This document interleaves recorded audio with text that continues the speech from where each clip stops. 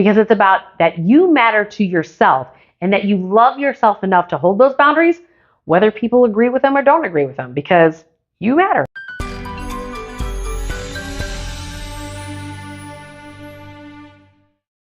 When it comes to financial boundaries, there's always pressure and guilt. It just comes up. It just is. And the only way around it is to actually feel your feelings. So when the guilt comes up and you hold the boundary, feel your feelings. When you're trying to muster up the courage and you hold the boundary and you think everyone's going to run out and abandon you in your life, feel your feelings. The only way to get to the other side of any blame, shame, guilt, or judgment, or any emotion for that matter, is you just have to feel your feelings and feel what you've been avoiding feeling your entire life. That is the only way to the freedom on the other side. You know, it really doesn't matter what other people's point of views are on boundary. If you're doing it authentically for yourself, anybody else's opinion actually doesn't matter, because it's about that you matter to yourself and that you love yourself enough to hold those boundaries, whether people agree with them or don't agree with them, because you matter. Remember when I said that you are the creator of your life? That also means that you choose or you choose not to be fiscally responsible for others, whether it's your children, whether it's other family members. You know, I always tell people when they're worried about like their parents as they're aging. It's a very common theme that I actually run into. Or when kids are launching out of college and becoming young adults. You have to do what you want to do to where you have no regrets. That's why there's no one answer fits all.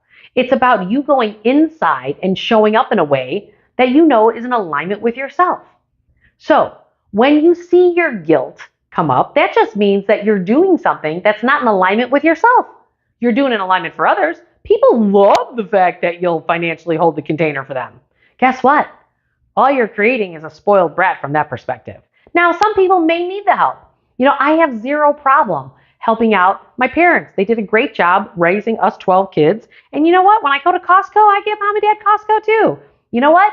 When my mom was sick before she died, some of my siblings had the time to be able to take off work, but they lost wages. So I sent them money for their lost wages. Like, it's okay to help out. It's okay to do what it is that you would like to help others. But the key is you have to do what's right for self and help others if you want to.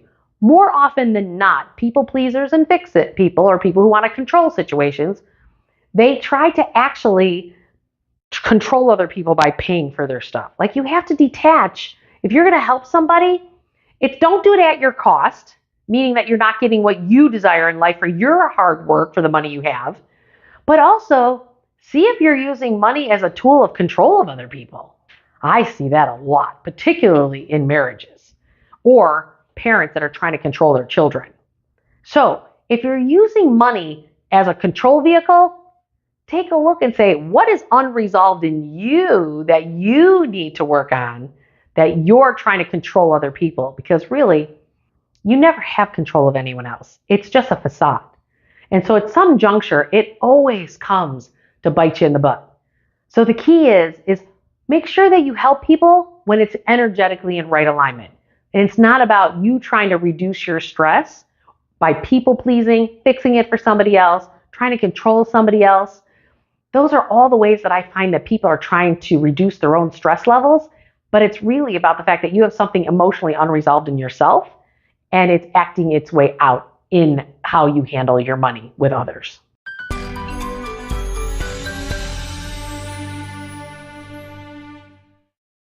Do you want to experience free coaching based on my 25 plus years as being a financial planner and ask me any question that you want to ask me to help you get past that hurdle in your financial world?